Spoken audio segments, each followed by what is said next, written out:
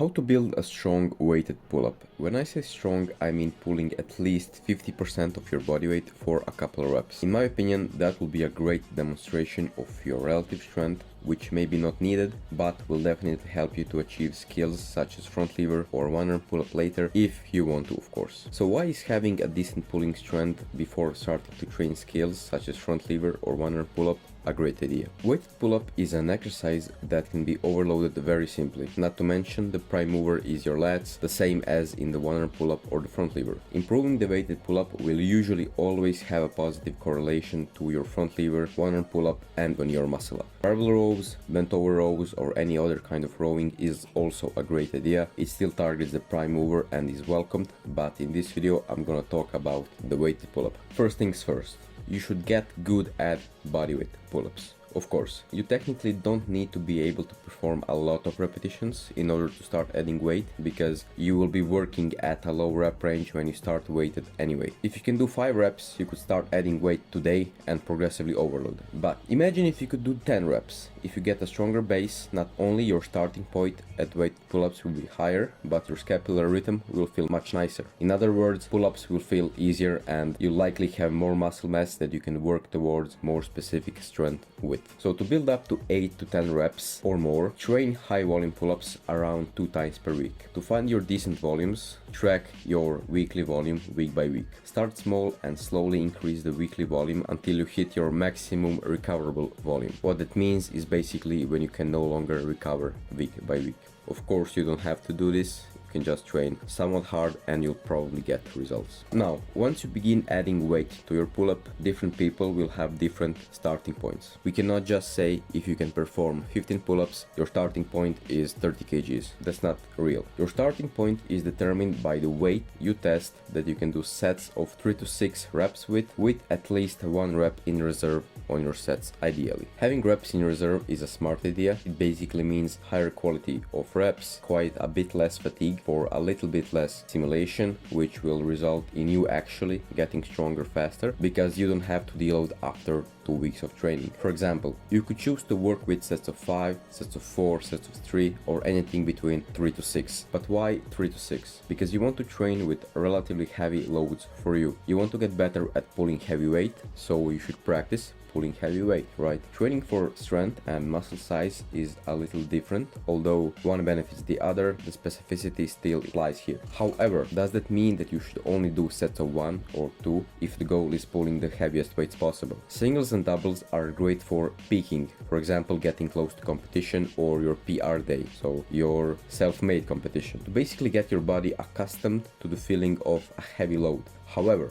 your strength will actually be best built at the range of 3 to 6 because the load is pretty damn heavy, but it's not so heavy to fatigue your joints and tendons if you do it on a regular basis, and you can still get decent training volumes in, right? So whether you choose to work with sets of 3, sets of 6, the load you will be using is gonna be very different. You might be able to perform 5 sets of 3 with 20 kgs, but not do a single set of 6 with the same load. You might have to regress all the way back to 10 kgs if you want to do something like 3 sets of 6. But don't worry, both could be equally good, especially if heavy loads don't suit you. Maybe they make your joints uncomfortable and you prefer working on a little bit higher rep range.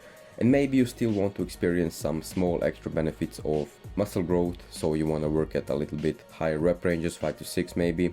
That's alright. If you ask me, I am always working with 4 to 5 sets of 3 with roughly 1 rep in reserve, mainly because of ego, since it allows me to train with pretty damn heavy loads for me, but of course also because it works well for me, right? Okay, now let's say that you chose to work with sets of 4 with 12.5 kgs as a starting weight. You did 4 good sets of 4 on Tuesday of week 1. Next Tuesday of week 2, you will repeat the same volume and simply add 2.5 kgs to that, so 15 total. And you will repeat that for a couple weeks. In the beginning, this will feel very easy and manageable. Going up to 20-25 kgs might feel pretty linear and smooth. This doesn't last forever, of course. There is a reason why this method is called linear progression. It is very beginner friendly, and if you can't pull 40 kgs, you probably do fall into this category, so you'll be fine doing it. For advanced people, this is just too good to be true, right? Doesn't work. You will likely need more kind of periodization of some sort,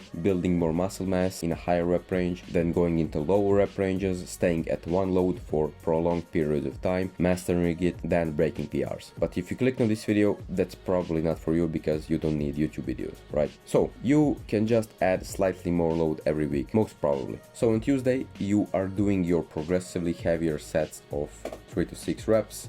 And on Friday you can do the same thing, although I don't recommend it because it's pretty boring, right? On the second session I would work a little bit easier. I would just change something. Usually I would just do more sets but less reps. For example, if I did 4 sets of 4 on the first session, on the second one I would do 8 to 10 sets of 2 with the same load, or I would do the same volume but with a little bit less load, something like that. You don't really have to compare Tuesday to Friday, but rather Tuesday to next week's Tuesday and Friday to next week's Friday. Regarding the training frequency, the best frequency for pull-ups is around 2 times per week, maybe 3 if your technique is really bad. You know, you don't get the technique, it's wrong, your coach said it's wrong, then it's wrong. But generally 2 is enough for building strength. Once you run into a plateau, you made progress for 4 weeks, went from 4 reps with 12.5 kgs to 4 reps with 22.5 kgs, and then your progress just seems stagnant, like you can't complete those sets of 4 with 25 kgs. What you should do is take a deload week where you will do 50% of what you usually do, and when you come back to training next week, you will probably feel more fresh and recovered to hit it again.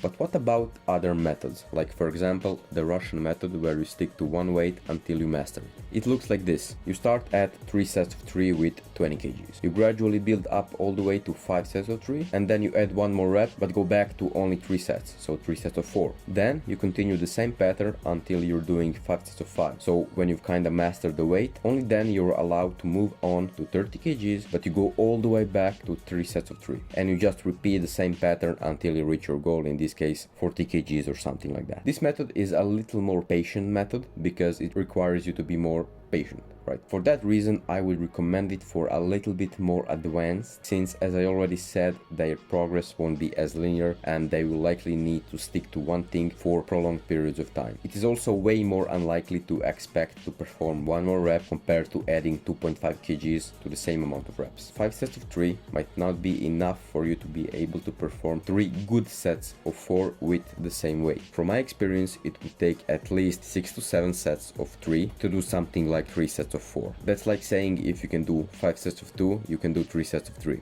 That's just not true, right? You could maybe pull it off, but it would look like shit, especially the second and the third set. If you can do 5 sets of 2, then 1 set of 3 is likely your rep max or something like that. So nothing wrong with this method, but at least make sure that you can do, for example, 8 to 10 good sets of 2 if you want to do triples for sets, right? The same with the sets of 3. So I don't think that 5 sets of 3 will be enough for you to move on to sets of 4. That will be it from this video. I hope it's going to help you on your weighted pull-up journey, and I'll see you in the next one.